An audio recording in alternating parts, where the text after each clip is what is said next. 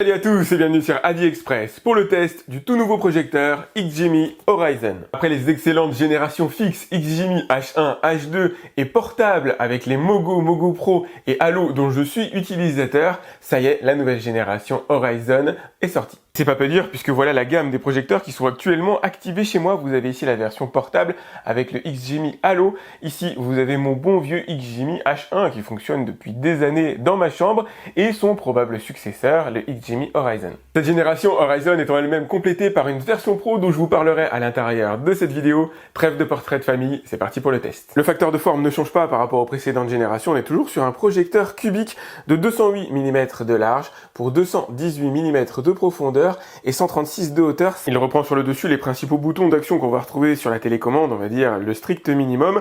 La télécommande la voilà, et la télécommande la voilà, clairement plus chic que sur les précédentes générations. Elle s'interface en Bluetooth avec le projecteur. Vous allez l'alimenter avec des piles, contrairement au XGIMI H1 qui avait une batterie intégrée. Ça, j'avoue que c'était plutôt cool, mais bon, ça n'a pas été repris dans les générations suivantes. Accès à Google Assistant ici, et vous remarquerez que contrairement à pas mal de box, contrairement à pas mal de télé, il n'y a pas de raccourci qui pointe vers YouTube, Netflix, etc. Profite d'être sur le panneau arrière pour vous le présenter. Vous avez ici toute la connectique disponible, bien sûr prise électrique française, fonctionne sur du 220 volts. Ici, vous avez de l'optique, de USB 2. Alors pourquoi n'ont-ils pas mis du USB 3? Ça, j'avoue, j'en ai aucune idée. C'est dommage d'ailleurs qu'il n'y ait pas un port USB 3. Vous avez de l'HDMI 2.0, HDCP 2.2.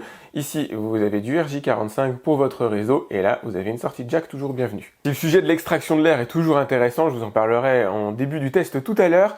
Vous avez surtout sur le côté le son signé Harman Kardon, signature classique sur les projecteurs XGIMI. 2 fois 8 watts pour un son évidemment en stéréo dont j'essaierai de vous retranscrire mon ressenti à l'intérieur de la vidéo. On notera sur la partie inférieure du projecteur l'abandon depuis la génération H1 du système d'enceinte qui aurait permis de mettre ici des diaphes dédiés à la basse, ça aurait pu être un plus. N'ont pas été abandonnés par contre les pattes vis qui vont permettre de fixer le projecteur, les petits pieds en caoutchouc avec des pattes vis qui cette fois-ci serviront non pas à réajuster réellement la verticalité du projecteur, mais plus à obtenir, on va dire, une image plane. C'est un réglage qui se fait au millimètre, puisque la vis ici, à vue de nez, doit faire dans les 8 mm de longueur. Et passons maintenant au plat de résistance, le bloc optique qui envoie une image Full HD avec sa puce DMD 047 à l'intérieur. La 047 de Texas Instruments envoie véritablement du Full HD, elle a été conçue pour ça. Et si j'ai l'occasion de tester le Horizon Pro, je vous montrerai comment fonctionne l'extrapolation d'une puce qui est conçue à la base pour faire du Full HD vers de la 4K. Vous allez voir, c'est assez passionnant. Retenez Horizon Full HD, Horizon Pro 4K, même luminosité dans les deux projecteurs, du 2200 lumens, correction trapézoïdale, horizontale et verticale automatisée, mais à l'intérieur malheureusement, pas de lens shift ni de zoom optique. Par contre, le bloc est pourvu d'un système automatisé permettant d'ajuster la taille de la projection à la taille de l'écran. J'ai hâte de voir ce que ça donne. En gros, si votre écran est trop petit ou votre mur trop petit, le projecteur va réduire de lui-même la taille de la projection pour s'adapter au support. Je pense qu'on a pas mal dégrossi la théorie, il est temps maintenant de passer à la pratique. Et juste pour le délire, je vous laisse apprécier cette première phase d'initialisation. Je vais régler le projecteur en français. On est en plein jour, hein. Là, dehors, ça cogne dur. Et l'image est quand même visible, c'est-à-dire si les 2200 lumens font globalement du bon travail, même si c'est pas un passe-droit, vous n'allez pas pouvoir l'utiliser comme ça en plein jour. On va faire quand même un test après. Regardez, voilà ce que ça donne en plein jour. Donc dans l'absolu, on peut toujours naviguer, on peut toujours distinguer un peu l'image. Moi, je vois probablement mieux que ce que vous voyez à la caméra, mais bon, il n'est pas fait malheureusement pour projeter dans ce genre de configuration. Première chose que je vais faire, c'est la mise à jour. Pour l'instant, le bruit du ventilateur, le ventilateur est inaudible, il n'y a quasiment aucun bruit.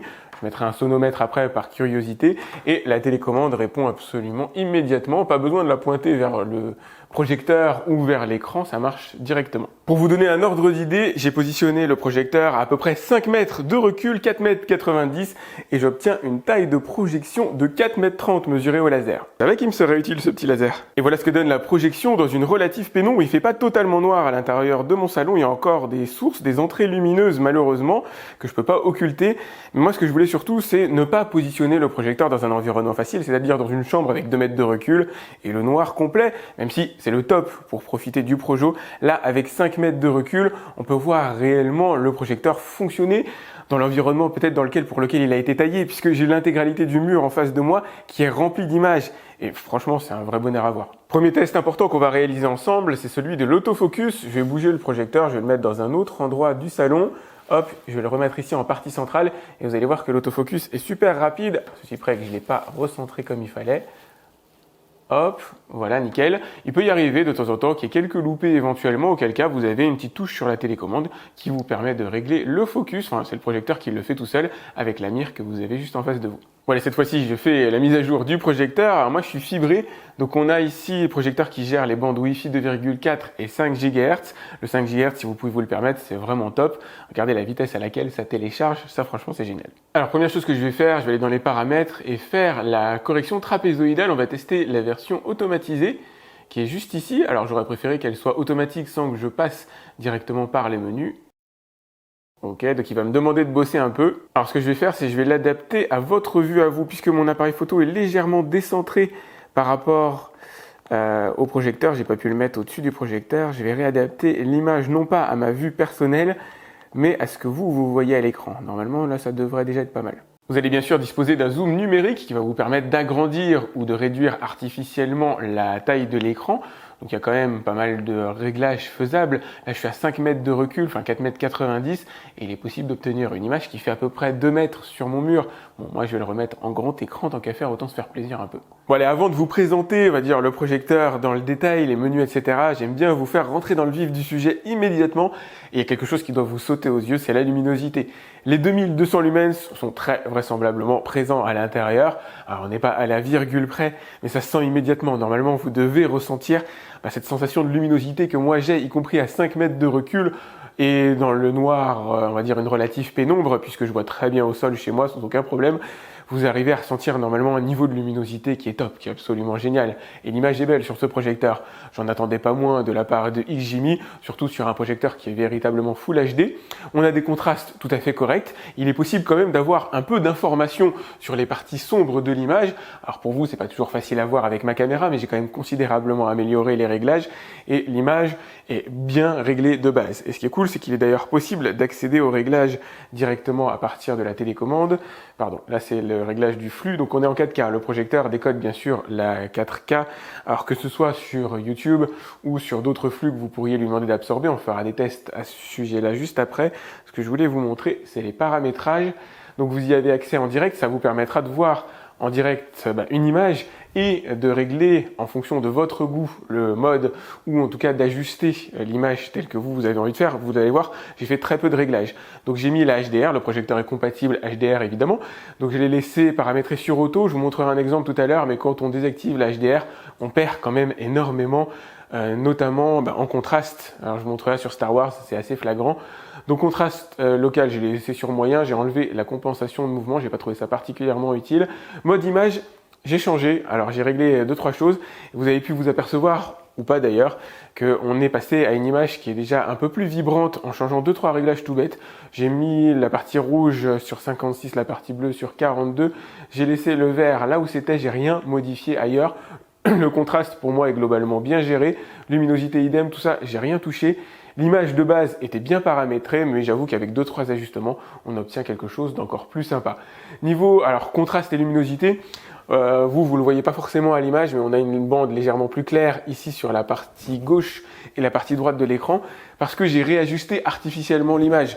Donc vous avez toujours une projection de lumière qui est faite sur ce côté-là, ne vous inquiétez pas, je vous le dis parce que j'ai déjà eu des remarques de 2-3 personnes sur le XGIMI H2, il me semble, avec un halo de lumière sur le côté. Il est très léger ici, un peu moins marqué d'ailleurs je trouve sur le Horizon que sur le H2, mais qui est lié à la réduction artificielle de la taille de l'image. Et regardez ici, ça va aller très vite. Si je mets le mode personnalisé, j'ai tout de suite des couleurs très légèrement plus vibrantes. Alors ça se joue à pas grand chose, ça se joue à de l'ordre du détail, mais quand je passe du mode film à mon mode personnalisé, je trouve que voilà, les réglages sont un petit peu plus sympathiques. Quelques autres modes sont disponibles, le mode food pour la fluidité, le mode bureau pour la partie Windows vraisemblablement.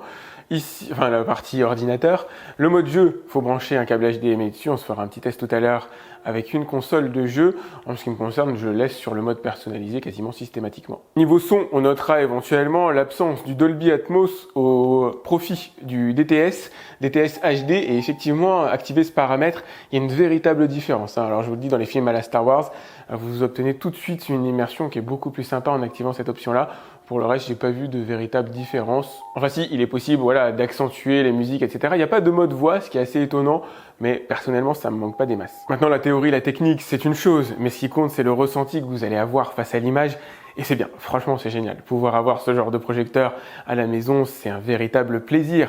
D'autant qu'il commence à ouvrir vers la projection de jour, ou en tout cas en relative pénombre, ce qui est quand même en général réservé à des projecteurs assez chers de 1200 lumens. Là, vous avez de quoi profiter, en tout cas vous n'êtes pas obligé de l'utiliser dans le noir absolu. Rien que ça, c'est cool, ça vaut de l'or. Ce que je peux vous dire, c'est que ma caméra ne rend pas grâce à l'image que vous voyez. Ma caméra a des limites, elle génère forcément un balayage vertical, elle ne permet pas d'obtenir la même précision, la même couleur que ce que moi je peux voir directement sur mon mur, mais c'est beau, vous en prenez vraiment plein les yeux. Allez, revenons sur la partie paramétrage, donc vous y avez accès à cet endroit-là. Donc on a Android 10 qui anime le projecteur, vous allez dans la section à propos pour le voir, voilà, version, mise à jour 5 avril 2021, donc il y a des mises à jour qui sont réalisées, hein. C'est des projecteurs qui sont relativement suivis, mais je ne serais pas étonné qu'il n'y ait pas de version d'Android 11 qui soit mis à jour sur le projecteur. En tout cas, comptez pas trop là-dessus à mon sens. Voilà, vous avez les réglages basiques après, date, heure, langue, son, etc. Chromecast à l'intérieur, on se fera un petit test tout à l'heure à ce niveau-là.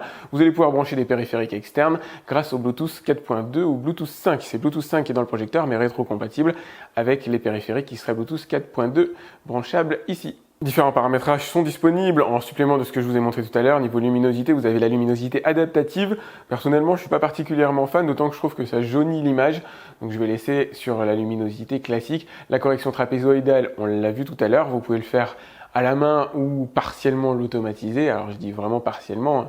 Il ne fait pas tout malheureusement. Que vous pouvez activer pour une correction trapézoïdale totalement automatisée, c'est celle qui se fait au démarrage, qui est présente d'ailleurs sur la génération Halo. Effectivement, lorsque le projecteur se démarre, il va détecter l'angle pris entre le projecteur et le mur et vous donner l'image la plus rectangulaire possible en réduisant la taille, hein. Forcément, vous avez un facteur de réduction qui se fait si jamais vous ne mettez pas le projecteur pile en face du mur. Vous allez bien sûr pouvoir régler l'orientation du projecteur. Hop, je vous montre, c'est fantastique. Donc vous pouvez le mettre en haut plafond par exemple, à l'endroit, à l'envers, etc. Pour le plaisir de la technologie, vous avez la fonction de retournement automatique de l'image. Plutôt que de le faire à la main, le projecteur va détecter lui-même la position dans laquelle vous l'avez mis. HDMI ARC à l'intérieur. Vous allez pouvoir activer les commandes par HDMI, mise sous tension. Hop, et l'étalonnage du gyroscope, puisque comme je vous le disais, il est possible de retourner le projecteur, il y a un gyroscope à l'intérieur, étalonnage de la mise au point et de la distorsion trapézoïdale. Qui dit Android 10 dit la possibilité d'accéder au Play Store, en tout cas aux applications qui se trouvent à l'intérieur du Play Store, avec de bonnes choses et de moins bonnes malheureusement. Donc moi j'en ai téléchargé certaines, en tout cas de base elles étaient proposées lors de l'installation, comme par exemple Molotov pour regarder la télé. Allez, faisons un tour par exemple pour les JO. J'avoue qu'ils auraient pu actualiser la date Tokyo 2020. Ils auraient pu se fendre d'écrire 2021. Donc, comme d'habitude, le début d'image se fait en basse définition et se cale en Full HD à mesure que le projecteur détecte que votre ligne supporte la partie haute définition. Là, ça y est, je suis déjà en Full HD. D'autres bonnes choses sont disponibles, comme par exemple Prime Video. Allez, pour le plaisir, on va se lancer un film, histoire de voir ce que ça donne. Je peux pas vous montrer grand chose à cause des droits d'auteur, évidemment. Mais au moins, je peux juste vous montrer que ça fonctionne.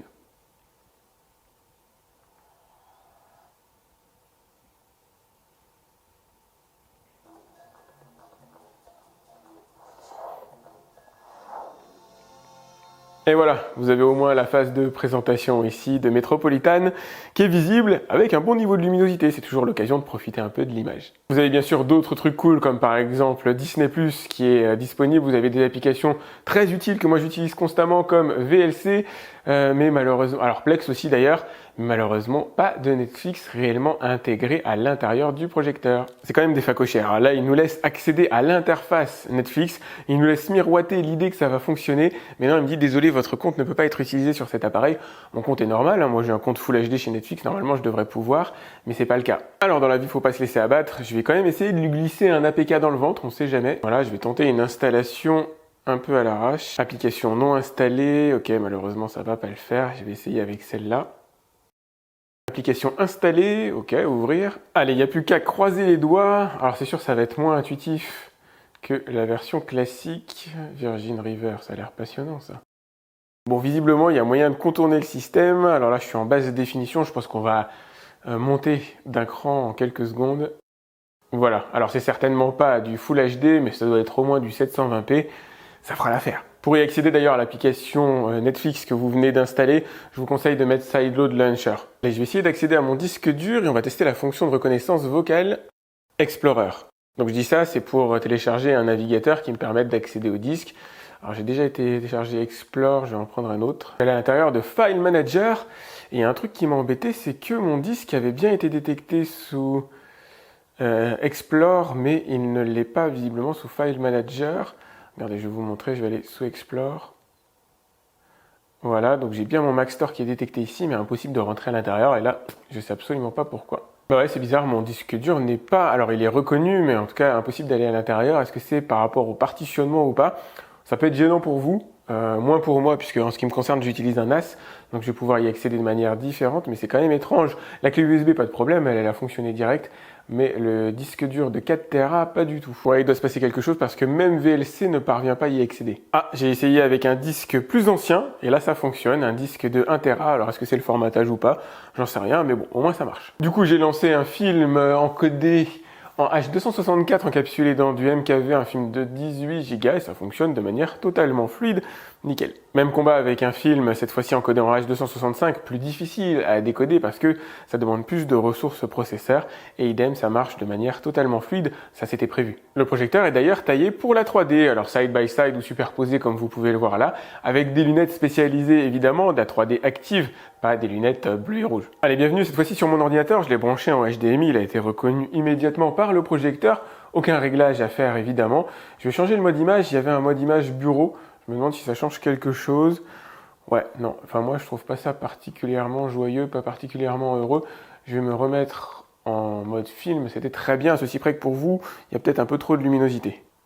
Voilà, j'ai réduit l'ouverture de ma caméra juste pour que l'image vous soit un petit peu plus agréable, un petit peu moins flashante, éblouissante, que vous puissiez voir la taille des caractères, c'est un peu ça l'objectif du test, juste pour vérifier la précision. C'est typiquement le genre de projecteur que vous allez pouvoir utiliser au boulot pour faire des projections PowerPoint, Word, etc., y compris dans des tailles de caractères assez réduites, et obtenir quand même une image belle et lisible. Là, je suis sur le journal Le Monde. Pour moi, c'est absolument impeccable. Allez, bienvenue sur Monster Hunter. Là, ce que je vais faire, c'est mettre le mode jeu, histoire de voir déjà si ça change quelque chose en matière d'image. Ouais, pas énormément. Réduire la latence, il y a un mode boost aussi. Alors, le problème du mode boost, c'est qu'il va me changer mes réglages de correction trapézoïdale. Dans l'absolu, je vais les mettre quand même. Alors, j'ai mon expert qui est en train de faire le test à ma place. J'avoue que Monster Hunter, c'est pas tout à fait mon domaine. Et a priori, voilà, il n'y a aucun temps de latence ressenti au niveau de la manette. De ce qu'il m'a dit, c'est exactement comme jouer à la Switch directement sur l'écran. Il n'y a pas de délai de répercussion entre le moment où vous faites une action et sa répercussion, sa visualisation à l'écran. Je vous laisse profiter de 2-3 images. C'est vrai que c'est beau. Ça met quand même bien en valeur la qualité de l'image du projecteur. Que ce soit ce genre de jeux vidéo ou les dessins animés, tout de suite, on a une immersion qui est, on va dire, assez poussée. Je vous fais aussi écouter un petit peu le son du projecteur. Ça changera de ma musique habituelle.